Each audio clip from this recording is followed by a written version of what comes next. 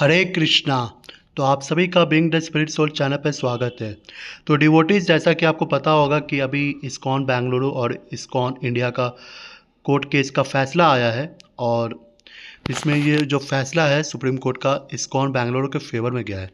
पर जो इस्कॉन बेंगलुरु के मधु पंडित जी हैं, उनका कहना है कि हमने कोर्ट केस प्रॉपर्टी के रिलेटेड नहीं जीता है, मतलब जीता है, पर साथ साथ उनकी जो थियोलॉजी है ऋत्विकवाद, उसकी भी जीत हुई है। तो हम जब इसका पाखंड का खंडन करना अब शुरू करेंगे ऋत्विकवाद का, क्योंकि पहले तो हम ये क्लियर कर देना चाहते हैं कि we are not associated with ISKCON. हम इस्कॉन के साथ एसोसिएटेड नहीं हैं। We are hard core followers of the four Vaishnava sampradayas. जो being the spirit soul channel है, वो इस्कॉन के साथ एसोसिएट नहीं करता है। हम फोर वैष्णव संप्रदाय के साथ एसोसिएट अपना को करते हैं। पर जब भी कोई स्टेटमेंट इन फोर वैष्णव संप्रदाय के अलावा दिया जाता है या उससे डेविएशन आता है, तो हम उसका ज़ोरदार खंडन करते हैं।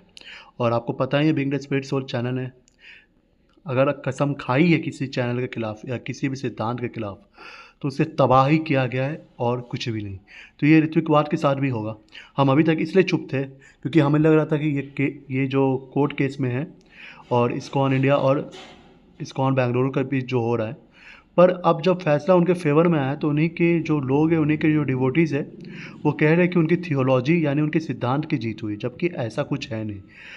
तो हम अगर देख रहे हैं कि इस्कॉन के अगेंस्ट जो एक प्रामाणिक वैष्णव संप्रदाय के अंतर्गत आता है, उसके अंदर उसके अराउंड अगर कोई कुछ बोला जा रहा है, तो हम उसका खंडन करेंगे और हम संकल्प लेते हैं कि ऋत्विकवाद को यूट्यूब से तो एटलीस्ट मिटा ही देंगे। तो हम जानते हैं कि फोर वैष्णव संप्रदाय ऑथेंटिक है गर्ग संहिता कैंटो 10 के अनुसार, ठीक है। तो ये सबको पता है कि चार वैष्णव संप्रदाय ऑथेंटिक है। तो हम सपोर्ट क्यों कर रहे हैं इस्कॉन का? क्योंकि जो ग्रेट मध्वा वैष्णव सेंट है विश्व तीर्थ स्वामी महाराज, उन्होंने कहा है कि जो भक्ति है वो वर्ल्ड वाइड इस्कॉन के द्वारा फैलाई जाएगी, जो शुद्ध विष्णु भक्ति है, और इस्कॉन इसके अंतर्गत काम भी कर रहा है। और साथ ही साथ श्री वैष्णव आचार्य नमलवार जी ने भी प्रेरित किया है श्री चैतन्य महाप्रभु के बारे में। तो इसलिए हम उसका साथ देना चाहते हैं, और चार वैष्णव संप्रदाय के अंतर्गत आता है, इसलिए हम उसकी सिद्धांत की रक्षा करना अपना दायित्व समझते हैं। पर हम एसोसिएट नहीं करते। पर अब जो गलत सिद्धांत है उसका पाखंड का जरूर खंडन करेंगे। तो हम कुछ दिन पहले प्रेमानंद महाराज पर भी अटैक किए थे, तो जिसके कारण लोगों ने बोला कि अरे अरे आप इस्कॉन के हो, आप ऐसे कैसे कर सकते। देखिए, हमारी जो शरणागति है वो सिद्धांत के प्रति है, ठीक है। चार वैष्णव संप्रदाय का जो सिद्धांत है उसके प्रति है।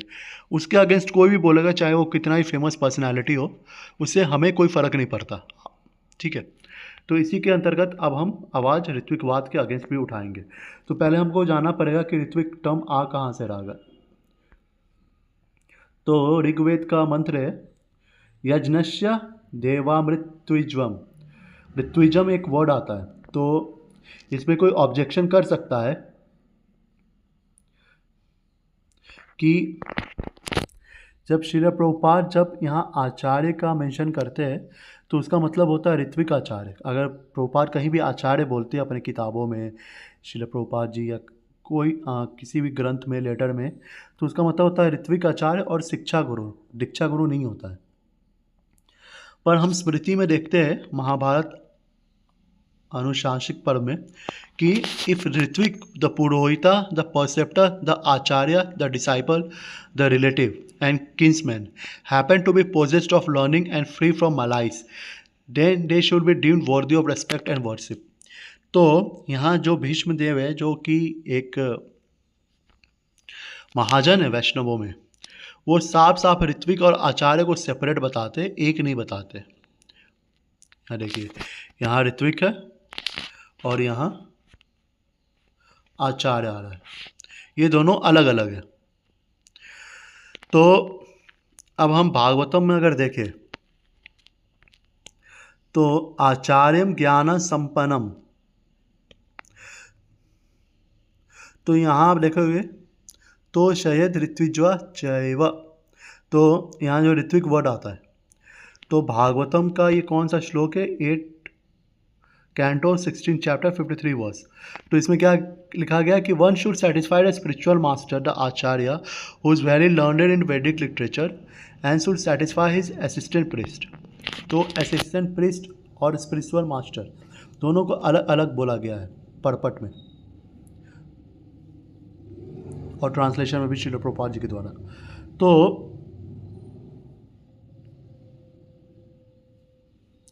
श्रील प्रभुपाद जी ऋत्विक और आचार्य को कभी भी सेम नहीं बताते। और ये क्यों ज़रूरी है? क्योंकि आप समझो, अगर अब सिद्धांत आएगा तो जो प्योरिटी है ट्रेडिशन की वो चली जाती है। तो यहाँ पर हम देख सकते हैं कि प्रभुपाद जी लिख क्या रहे हैं कि आचार्य और ऋत्विक को अलग अलग लिख रहे हैं, पर इनका कहना है कि नहीं, आचार्य मतलब ऋत्विक आचार्य होता है। तो जो जैसे आदि शंकराचार्य अपनी किताबों में हेर फेर करते हैं, तत्वमसी का कुछ और बना देते हैं, उसी तरह ऋत्विक वाले भी प्रभुपाद लिखते कुछ और है, वो करते कुछ और है। तो ये जो गुरुद्रोही संप्रदाय है इनकी, ठीक है, जो ये बनाना चाहते हैं ऋत्विकवाद, उनका खंडन करना बहुत ज़रूरी है। जैसे आदि शंकराचार्य का गुरुद्रोही संप्रदाय है। तो शिला भक्ति सिद्धांत सरस्वती ठाकुर प्रभुपाद जी महाराज भी कमेंट करते हैं अपने भागवतम कमेंट्री में कि spiritual master is one who is endowed with knowledge along with the ritvija should be respectfully satisfied with garments ornaments and cow. अगर आप बोलोगे कि वो जो आचार्य है वो मतलब फ़ोटो वाला आचार्य है या उसकी एक डीटी या मूर्ति बनी हुई है वो वाला आचार्य, तो ऐसा नहीं है ना। इसको क्या लिखा है? He should be respectfully satisfied with garments ornaments and cows. तो अगर चलिए फ़ोटो को आप गारमेंट और ऑर्नामेंट दे दोगे, पर गाय तो नहीं दोगे ना। अब फ़ोटो में तो गाय लेके क्या करेगा? अगर फ़ोटो का आचार्य होगा तो गाय लेके तो कुछ करेगा नहीं। तो जो गाय माता है ना, गाय माता वेद जो माता बोला गया, तो माता ही और वेद को भी माता बोला गया है, तो ये माता ही इस सिद्धांत की रक्षा कर रही है जो ये महा गुरुद्रोही संप्रदाय बनाना चाह रहे हैं ऋत्विकवाद अपने आप को, उसका खंडन कर रही है जोरदार तरीके से।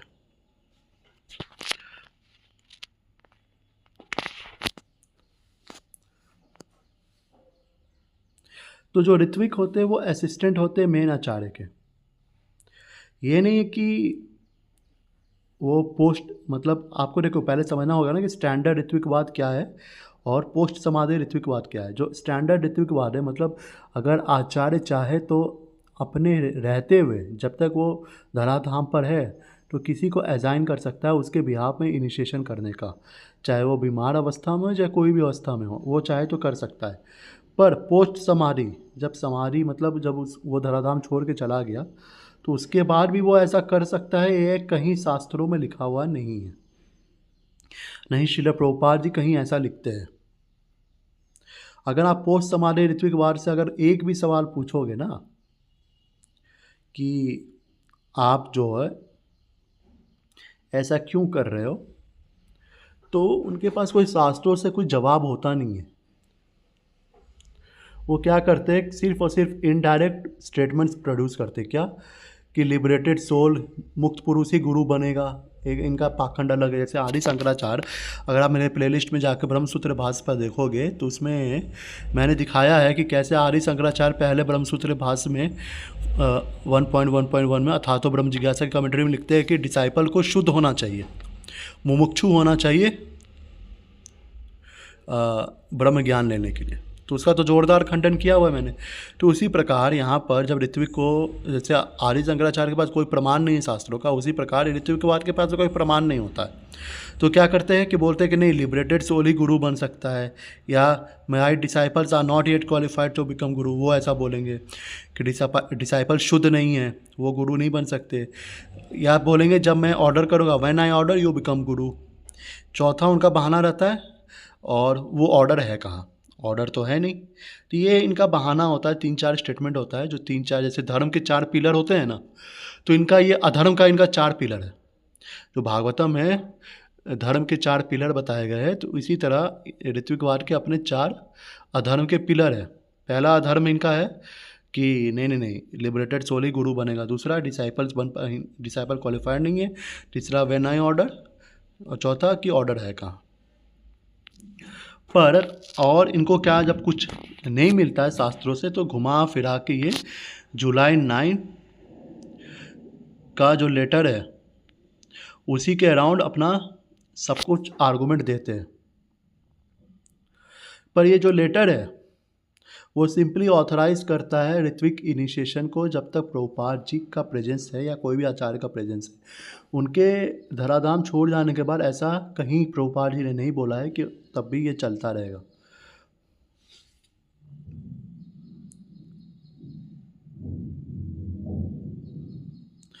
पर अगर हम देखें कि प्रभुपाद जी ने भी कभी यही नहीं कहा अपनी किताबों में कि तुम मेरे फ़ोटो से ले लो।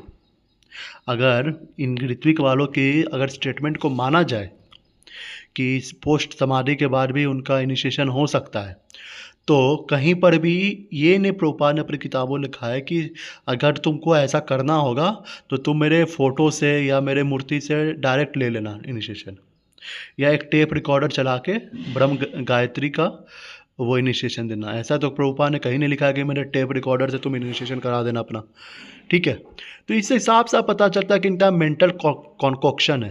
ठीक है, और दूसरी बात कि अगर तुम किसी को अपना कोई गुरु किसी को अपना शिष्य बना रहा है, तो यहाँ तो शिष्य अपना गुरु चुन रहा है, पर क्या गुरु अपना शिष्य चुन रहा है? गुरु को अधिकार है। जैसे गुरु को अधिकार होना चाहिए ना। जैसे मान लीजिए, मैं आपको एग्जांपल के लेके समझाता हूँ। जो कर्ण था, एकलव्य था, ये गए ज्ञान लेने द्रोणाचार्य से, तो द्रोणाचार्य के ऊपर एक आज़ादी थी ना कि हाँ किसको सिखाना है किसको नहीं सिखाना है। तो ऐसी आज़ादी तो प्रभुपाद के पास है ही नहीं। प्रभुपाद जी कहाँ फोटो के द्वारा या अपने अर्चविग्रह के द्वारा ये बता रहे हैं कि हाँ इसको मैं अपना डिसाइपल स्वीकार करता हूँ, इसका मैं डिसाइपल स्वीकार नहीं करता हूँ। ये तो ज़बरदस्ती आप थोप रहे हो उनके ऊपर कि नहीं तुम ये डिसाइपल बन गए। तो आप कहोगे कि नहीं नहीं नहीं, वो सारे नियम पालन कर रहा है तो वो क्वालिफाइड है डिसाइपल बनने के लिए। अरे जब क्वालिफाइड है डिसाइपल बनने के लिए, तो ऐसे ही वो डिसाइपल जब डिसाइपल अब आगे चल के गुरु भी बन सकता है। तब बोलोगे नहीं नहीं नहीं, तब तो क्वालिफाइड नहीं होगा। पर तो तुम एज ए डिसाइपल कैसे क्वालिफाई हो जाएगा फिर? क्योंकि प्रोपान ने तो नहीं बोला कि हाँ मैं इसे स्वीकार करूँगा नहीं करूँगा। ठीक है, तो इनका सब का सब मेंटल कॉकॉक्शन है, पाखंड बना के रखा है इन्होंने। तो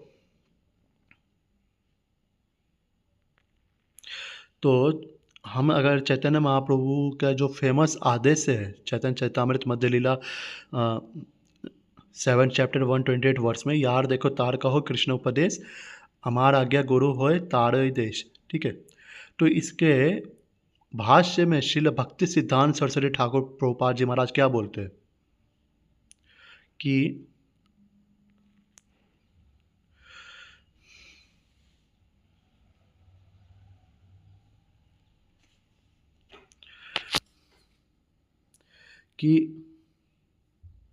अगर आप देखो, renounce the pride of being a great devotee who thinks I am the best Vaishnava, accepting disciples with ruin my भजन।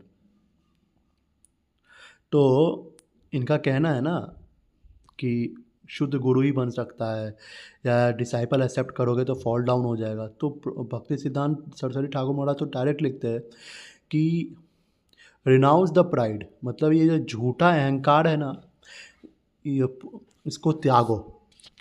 क्या कि एक डिसाइपल एक्सेप्ट करने से आपका भजन, एक्सेप्टिंग डिसाइपल्स कोई अगर कर लेता है तो उसका भजन बर्बाद हो जाएगा।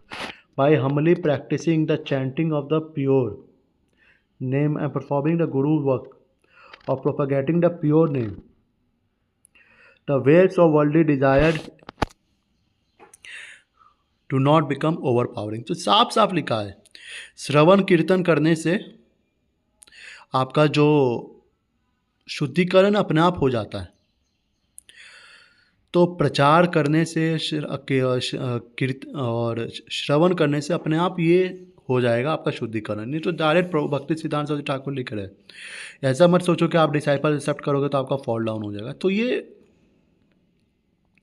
तो इसमें क्या लिखा है कि श्री रूप Goswami, Shri Sanatana Goswami, Jiva Goswami, Raghunath Das Goswami, Narottam Das Thakur, Madhvacharya, Ramanujacharya and other accepted many disciples. तो सारों ने शिष्य स्वीकार किए। तो कुछ लोग सोचते हैं कि अगर हम डिसाइपल एक्सेप्ट करेंगे या गुरु बनेंगे तो हमारा भक्ति खराब हो जाएगा। तो भक्ति सिद्धांत उनके लिए क्या बोले, many foolish people imagining such activities of dare to be an impediment to the limbs of bhakti and mere waves of worldly desire, thereby commit offenses at the feet of genuinely humble possessionless devotees।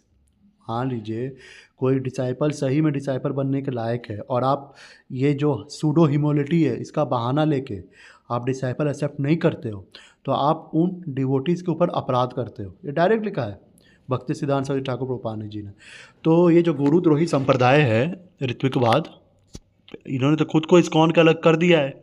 तो जब कर दिया है तो भाई एक बात बताओ, आप किनका किनका खंडन करोगे? प्रभुपाद जी का खंडन करोगे, भक्ति सिद्धांत सरस्वती ठाकुर प्रभुपाद जी महाराज का खंडन करोगे, सबका खंडन करोगे, मध्वाचार्य, रामानुजाचार्य, सनातन गोस्वामी, रूप गोस्वामी, सबका खंडन, जोरदार खंडन करोगे। तो इससे पता चलता है कि इनकी जो निष्ठा है गुरु के प्रति नहीं है, इनकी निष्ठा अपने अहंकार के प्रति है।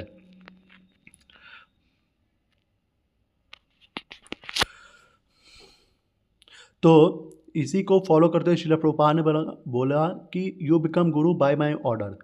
And what's the order? Srila Prabhupada says I wish that in my absence all my disciples become the bona fide spiritual master. अगर आप letter to Madhusudan Navadip 2 November 1967 पढ़ोगे तो इसमें डायरेक्ट लिखा है कि माई एब्सेंस में सारे डिसाइपल स्पिरिचुअल मास्टर बनने चाहिए। Anyone following the order of Lord Chaitanya under the guidance of his bona fide representative can become a spiritual master and I wish that in my absence all my disciples become the bona fide spiritual master to spread Krishna consciousness throughout the world.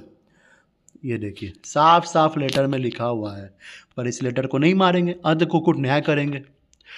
अर्ध जैसे मायावादी अर्ध कुकुट न्याय करते हैं उसी प्रकार ये भी अर्ध कुकुट न्याय करेंगे। मायावादी क्या है? कृष्ण अपराधी, कि भाई पूरा उपनिषद उड़ा देंगे, तत्वमसि तत्वमसि अहम ब्रह्मास्मि, इसी का जप करेंगे। तो ऋत्विकवाद भी ऐसे ही करता है। ऋत्विकाचार्य 9 जुलाई का लेटर, 9 जुलाई का लेटर, 9 जुलाई का लेटर। अरे भाई 9 जुलाई का लेटर के है तो भाई ये नवदीप 2 नवंबर का लेटर नहीं है क्या? 2 नवंबर का तो लेटर है, तो उसको नहीं लोगे, उसको बोलोगे नहीं प्रभुपाद जी तो उस टाइम तो मतलब झूठ मूठ का सबसे सेवा लेने के लिए बोले थे कि हाँ गुरु बन जाओ, बाद में वो पलट गए, यही बोलोगे ना। 1-2 यूट्यूब चैनल पे ऐसे वीडियो अपलोड है, सबका खंडन होगा, ताबड़तोड़ खंडन होगा। एक बात जान लो, अगर बिंग द स्पिरिट सोल अपने जीत पर आ गया ना तो आपके सिद्धांत का धजिया उड़ना ही उड़ना है। समझ रहे हो? समझ लो, ठीक है, आगे बढ़ो। तो अगर letter to Tushta Krishna December 2 1975 देखे, I want to see my disciples become bona fide spiritual master and spread Krishna consciousness very widely, that will make me and Krishna very happy.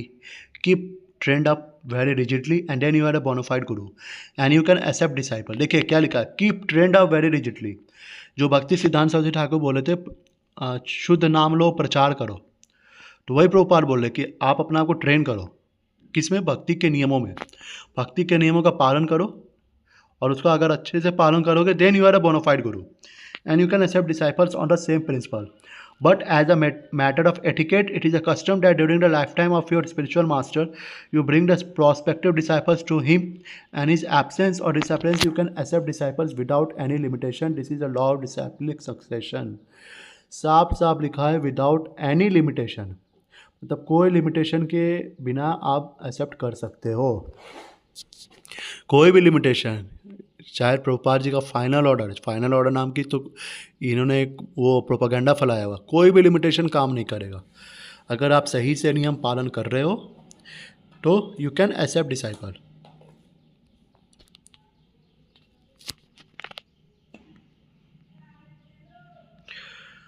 पर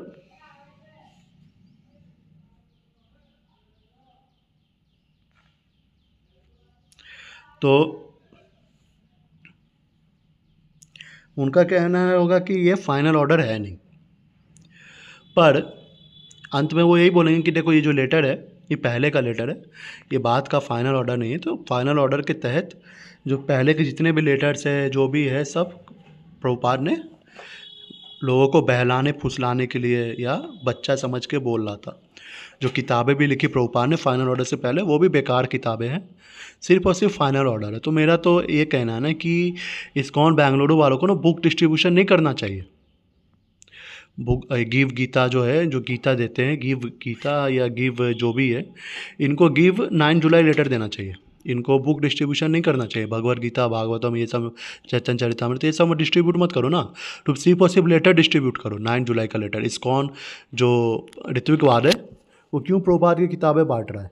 जब फाइनल ऑर्डर के तहत जो भी बाकी पहले की चीज़ें हैं वो लागू नहीं होगी, तो प्रभुपाद की किताब ही मत लागू करो तुम सिर्फ और सिर्फ लेटर लागू करो। अब इसलिए लेटर ही डिस्ट्रीब्यूट करो। प्रभुपाद जो निर्विशेष शून्यवादी पाश्चात्य विस्तार जो प्रभुपाद को बोला जाए, तो 9 जुलाई का लेटर से ही पूरा मायावाद उड़ाओ, शून्यवाद उड़ाओ, जितने भी गलत सिद्धांत है सब उड़ाओ, और भक्ति भी स्थापित 9 जुलाई के लेटर से ही करो। ठीक है। प्रभुपाद ने जो भागवतम कमेंट्री लिखी वो लिखी सब बेकार है, क्योंकि फाइनल ऑर्डर तो फाइनल ऑर्डर है, समझ रहे हो ना। तो कोई भी सिद्धांत मानते हो ऋत्विक वाले, तो पूरा मानो ना, क्यों गुरुद्रोह करने पर लगे हो। तो जो as in the words of Madhva scholar at India Jan 13, the following is a report on a विद्वत गोष्ठी conference of traditional Vaishnava scholars held at a Purna Prajna Vidyapeeth Bengaluru. Pejabar Swami did not agree to the interpretation of Chanchal Patti Das and replied that Srila Prabhupada always followed Sadhu, Shastra and Guru. At this point, one of the scholars added that you cannot go by just one letter, but the letter must be seen in the context of the entirety of Prabhupada's teachings. He also mentioned that if there is a confusion in a letter, then we must refer to Shastras. He said Srila Prabhupada as an Acharya respected all of 4 Sampradaya and Shastra. तो direct बोल रहे जो मध्वा वाले हैं, जिनसे हमारी परंपरा connected है, वो खुद बोल रहे भाई शास्त्र रेफर करो। अगर लेटर में कन्फ्यूजन है तो प्रभुपाद की किताबें देखो, शास्त्र देखो। पर तुम तो बोलोगे नहीं नहीं नहीं, फाइनल ऑर्डर ही मानेंगे। तो वही तो बोल रहा हूँ कि बुक डिस्ट्रीब्यूशन बंद कर दो अपने यहाँ। प्रभुपाद की किताब, भगवद गीता, भागवतम, ये सब बांटना, चैतन्य चरितामृत बांटना बंद कर दो। सिर्फ और सिर्फ 9 जुलाई का लेटर बांटो सबको, ठीक है। अगर कोई कह रहा है कि एक पार्टिकुलर लेटर ही फाइनल ऑर्डर है प्रभुपाद का, तो उसको प्रूफ करना होगा ना, this is a final order. क्योंकि कोई भी statement without a proof can also be counteracted with proof. कि विदाउट प्रूफ आप कुछ भी बोल लोगे तो हम भी कुछ भी बोल सकते हैं, पर हमारे पास जो अपना स्टेटमेंट है उसका तो प्रूफ है, तो हम उसे इजीली काउंटर कर सकते हैं। तो प्रभुपाद जी ने तो एज एन आचार्य ये भी बोला है कि I will never die, I will live forever in my books. तो इस स्टेटमेंट का क्या करोगे आप? इस स्टेटमेंट को बेच दो ना इसको, तो 9 जुलाई के लेटर के सामने या कोई भी लेटर के सामने, फाइनल ऑर्डर के सामने। प्रभुपाद ने बोला कि I will never die, I will live forever in my books, तो फिर क्या करोगे आप? As Madhva scholar say here, if there is a confusion with a letter one has to go to the books. क्योंकि philosophy जो होता है ना बुक्स में ही है। I will live forever, Prabhupada ji ने बोला है कि किताबों में मैं हमेशा रहूँगा। The letter is written in personalise expect to the target audience based on the context and situations of that time, while books are universal. तो नरोत्तम दास ठाकुर जी महाराज भी क्या बोलते हैं? साधु शास्त्र गुरु वाक्य तीनते करिय ऐक्या, चित्ते करिय ऐक्या। I wish to know who is a genuine guru or who is a truly saint. Place Shastra at the center. The guru and the sadhu must collaborate with Shastra. All three must be in the harmony. Lecture 12 सितंबर 1969। प्रभुपाद जी का lecture भी बोल दो मिथ्या है, letter books भी मिथ्या है। जैसे आदि शंकराचार्य का बोलते हैं ना, वेदांत सूत्र वेद मिथ्या है, ठीक है, शिव से ब्रह्म सत्य है। तो ये ऋत्विक को भी बोलना चाहिए फाइनल ऑर्डर सत्य, जगत मिथ्या। क्योंकि जगत मिथ्या नहीं बोलेंगे तो प्रभुपाद की किताब उसमें इंक्लूड हो जाएगी। तो प्रभुपाद की बुक्स अगर इंक्लूड हो गई तो इनका जो प्रभुपाद के लेक्चर्स अगर इंक्लूड हो गए तो इनका तो खंडन हो जाएगा। इसलिए सिर्फ और सिर्फ 9 जुलाई लेटर सत्यम, फाइनल ऑर्डर सत्यम, प्रभुपाद अदर बुक्स मिथ्या, ऐसे करके इनको एक नारा निकालना चाहिए गुरुद्रोह करने के लिए। तो सीसी आदि लीला 7.48 में क्या लिखा हुआ है? Understood through this triple verification neither the guru nor the sadhu should speak anything outside the sanction of shastra. If their words are genuine they will always align. अगर वो सत्य बोल रहे हैं तो गुरु साधु शास्त्र के अंतर्गत ही बोलेंगे, अदरवाइज वो सत्य नहीं बोलेंगे जो भी बोलेंगे। तो जब ऋत्विकवाद है वो शास्त्रों से किस चीज़ को प्रूफ नहीं कर पाते, तो यही इससे पता चलता है कि वो अनबोनाफाइड है। तो जिस तरह शंकराचार्य बोलते हैं ना कि उनका तीसरा आंख है, वो नागलोक से आए हैं, तो इसी तरह ये भी लंबी लंबी फेंकते हैं। इनके अनुसार वही बोला ना, शंकराचार्य का क्या है? ब्रह्म सत्यम जगत मिथ्या। तो ऋत्विकवाद का क्या है? फाइनल ऑर्डर सत्यम, other books of Prabhupada and शास्त्राजान मिथ्या। That's the main reason these demons avoid quoting shastras. In earlier days they were thinking to quote shastra. पहले ये शास्त्र कोट करते थे, पर अब क्या हो गया है ना कि वो डायरेक्ट बोलते हैं कि Prabhupada as an acharya, Prabhupada as an acharya is beyond the rules and regulation of shastras. तो इन लोगों के लिए भक्ति सिद्धांत सॉरी ठाकुर प्रभुपाद क्या बोलते हैं? Ekalavya who was killed personally by Krishna Sudarshana chakra was a ritvik as evident from the Mahabharat.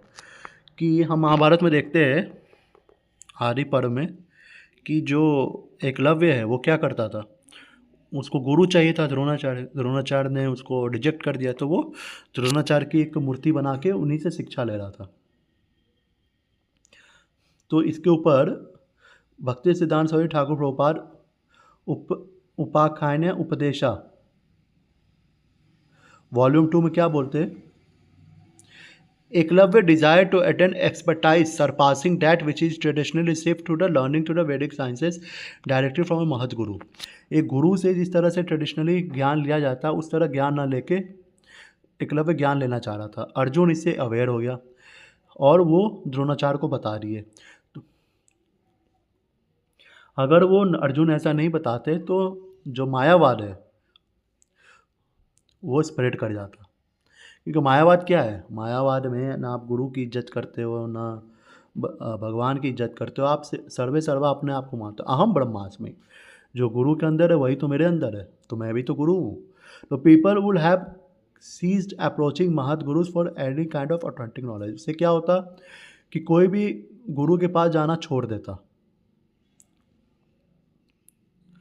तो instead they would have resorted to constructing their own contradictory concorded they made lifeless guru. ये देखिए डायरेक्ट भक्ति सिद्धांत सरस्वती ठाकुर लिख रहे क्ले मेड, आप देखोगे clay made lifeless guru, clay made lifeless Guru.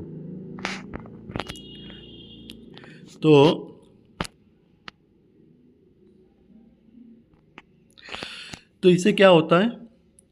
In this way atheistic doctrines would have be formally stabilise. यानी मायावाद छायावाद जितने भी है उसको काटने के लिए, नास्तिक सिद्धांत को काटने के लिए अर्जुन जैसा भक्त, यत योगेश्वर कृष्ण यत पार्थ धनुर्धरा, जहाँ कृष्ण हो और जहाँ अर्जुन हो वहीं पर धर्म भक्ति सब कुछ होता है, नीति भी वहीं होती है। तो इसी तरह अर्जुन ने क्या किया? एक भक्त होते हुए मायावाद का और नास्तिकवाद का खंडन करते हुए द्रोणाचार्य को बता रही है कि देखो ये एक लाइफलेस गुरु से ज्ञान लेना चाहता है। तो अर्जुन का जो नॉलेज था, जो एक्शन था, वो इनवी से नहीं था,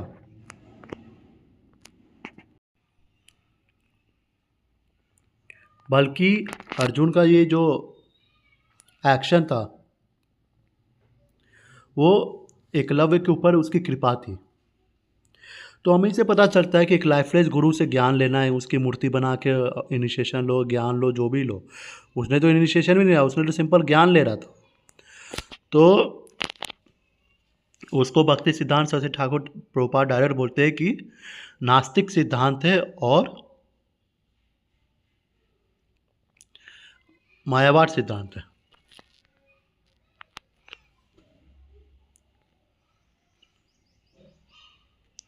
तो श्रीला प्रभुपाद जी की किताब तो कहीं बोलती ही नहीं कि उनके फ़ोटो से इनिशिएशन ले लेना या टेप रिकॉर्डर चला के मंत्र ले लेना, ऐसा तो कहीं लिखा नहीं है। उल्टा एकलव्य का खंडन किया है भक्ति सिद्धांत सरस्वती ठाकुर ने। और जो लॉर्ड ऑफ डेथ है अद्वैतियंस के श्रीला मध्वाचार्य, श्रीपाद मध्वाचार्य, बोलो श्रीपाद मध्वाचार्य की जय। तो मध्वाचार्य जी ने अपने महाभारत तात्पर्य निर्णय में कमेंट किया है कि एकलव has the ansh of daemon मणिमंता। मणिमंता जो असुर है, मणिमंता असुर, ये खैर मध्वाचार्य ने आदि शंकराचार्य के लिए भी कुछ ऐसा ही वर्ड यूज़ किया है जो मैं यूज़ नहीं करना चाहता, ठीक है। तो उन्होंने डायरेक्ट बोला कि एकलव्य के अंदर भी वो अंश था, यानी ऋत्विकवाद के अंदर भी मायावाद फैला हुआ है। ये मध्वाचार्य बोले, महाभारत तात्पर्य निर्णय, श्रीपाद मध्वाचार्य। तो ये देखो, एकलव्य मणिमंता, मणिमान, ये देखो मणिमान। तो इस श्लोक को हमने प्रोड्यूस किया है मध्वाचार्य, महाभारत तात्पर्य निर्णय 14.40 महाभारत तात्पर्य निर्णय, ठीक है।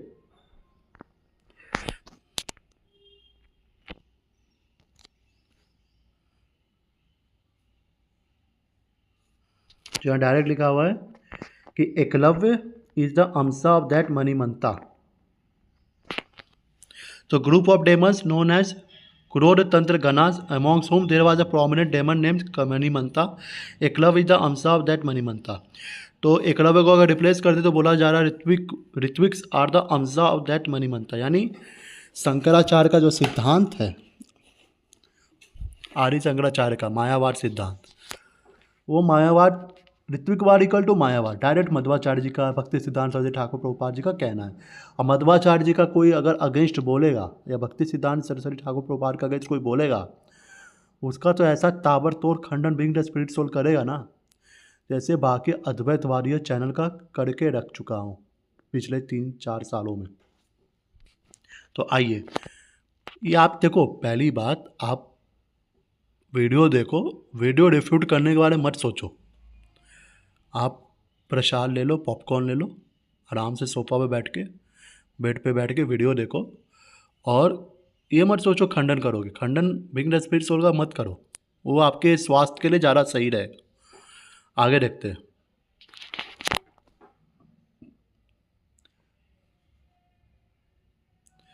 तो कृष्णा भी हिमसेल्फ किल्ड दिस रास्कल।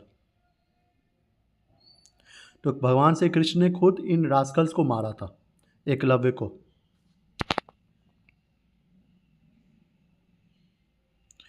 तो don't try to approach Krishna directly, jump over, that is useless. First of all your spiritual master, then his spiritual master, then his spiritual master, his spiritual master, his spiritual master, ultimately Krishna.